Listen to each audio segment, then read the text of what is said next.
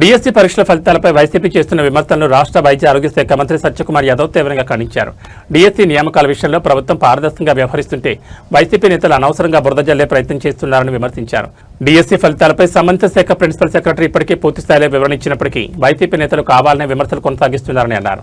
పచ్చకామర్లు వచ్చిన వారికి లోకమంతా పచ్చగా కనిపించినట్లుగా వైసీపీ నేతలు ప్రతి విషయంలోనూ అవకతవకలే కనిపిస్తున్నాయని ఎద్దేవా చేశారు. వైఎస్ఆర్ కాంగ్రెస్ పార్టీ అధ్యక్షుడు వైఎస్ జగన్మోహన్ రెడ్డి గతంలో చేసిన విధంగానే మళ్లీ 16,000 డిఎస్సీ ఉద్యోగులను తొలగిస్తానంటూ మాట్లాడుతున్నారని, గతంలో ఉపాధ్యాయ అభ్యర్థులకు జరిగిన అన్యాయాన్ని ప్రజలు మర్చిపోలేదని పేర్కొన్నారు. ప్రభుత్వంపై బురద జల్లి ఆ తర్వాత అదే బురదను కడుక్కోమని చెప్పడం జగన్మోహన్ రెడ్డి రాజకీయ నైజమని మంత్రి విమర్శించారు. ప్రస్తుత ప్రభుత్వం యువతకు ఉద్యోగ అవకాశాలు కల్పించడంలో చిత్తశుద్ధితో పనిచేస్తోందని, డిఎస్సీ నియామక ప్రక్రియను పారదర్శకంగా నిర్వహిస్తున్నామని స్పష్టం చేశారు. చాలా స్పష్టంగా చెప్పారు. ఎందుకంటే ఇప్పుడు పచ్చకామర్ల వాళ్ళకి లోకమంతా పచ్చగా కనిపించినప్పుడు ప్రతి దాంట్లో అవినీతి గతంలో ఉండింది. ఈ సంవత్సరం తర్వాత ఇవాళ చేస్తున్నారంటే దాంట్లో ఎంత ఇది ఉందో మనకు అర్థం చేసుకుంటాం. దానికి ప్రతి ఒక్క దానికి ఆ శాఖకు సంబంధించిన ప్రిన్సిపల్ సెక్రటరీ వాళ్ళు చేసిన ప్రతి ఆరోపణకి ఆధారాలతో సహా కాదు అని చూశారు. ఫుల్గా ఫుల్ ప్రూఫ్ అనే విషయాన్ని వారు స్పష్టం చేయడం చెప్పింది. దానికి ముందుకు వచ్చి మాట్లాడట్లా ఏదో ఏసీ రూముల్లో కూర్చొని బురద జల్లి వెళ్ళిపోతున్నారు తప్పిస్తే దీని మీద చర్చకు రావాలా?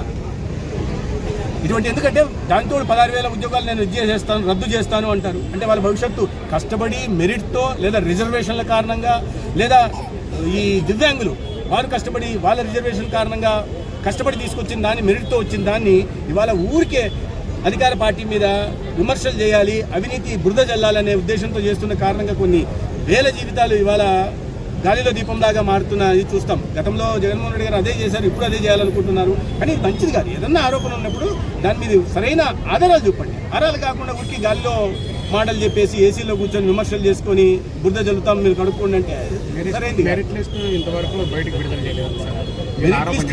వాళ్ళు చేస్తున్నారు, బట్ అభ్యర్థులు ఏమంటున్నారు? మెరిట్ లిస్ట్ అంతా ఇచ్చిన తర్వాత మెరిట్ లిస్ట్ ఇచ్చిన తర్వాతే కదా సర్టిఫికేట్ల వెరిఫికేషన్ కూడా పిలవడం జరిగింది. లెటర్స్ కొంతమందికి వచ్చినాయి, వాళ్ళకి వచ్చి మళ్ళీ జాబ్ రాలేదని అది ఎక్కడా జరగలేదనే విషయాన్ని ఎవరైనా వ్యక్తిగత గ్రీవెన్సెస్ కూడా తీసుకోవడం జరిగింది, అబ్జెక్షన్స్ కూడా తీసుకోవడం జరిగింది. ఈ ప్రక్రియలో మేము కూడా మెడికల్ సర్వీసెస్ రిక్రూట్మెంట్ బోర్డు ద్వారా చేస్తున్నాం. ఎక్కడ కూడా పారదర్శకంగా ఎక్కడ కూడా చిన్న దీనికి కూడా అవకాశం లేకుండా పెట్టడం జరిగింది. ప్రతిదీ ఆన్లైన్లో జరుగుతుంది. మీ మార్కులు ఎంత వచ్చాయో మెరిట్ తెలుస్తుంది, సీనియారిటీ ఎంత ఉందనేది తెలుస్తుంది. ఎవరు ఎక్కడి నుంచైనా చూసుకోవడానికి ఉంది. ఎవరికైనా ప్రొవిజనల్ లిస్ట్ పెడతాం. ప్రొవిజనల్ లిస్ట్ పెట్టిన తర్వాత అబ్జెక్షన్స్ ఉంటే రేజ్ చేయొచ్చు. అబ్జెక్షన్ వచ్చిన తర్వాత నాకు కాకపోతే కోర్టు కూడా అవకాశం ఉంది. 247 కేసులు కోర్టులో వేశారు. అంటే కోర్టులో ఏది లేదు ఇది పారదర్శకంగా జరిగాయని కొట్టేసిన తర్వాత ఈ రకంగా అసత్య ఆరోపణలు చేస్తున్నారంటే కేవలం విమర్శలు చేయడం కోసం మాత్రమే చేస్తున్నారు.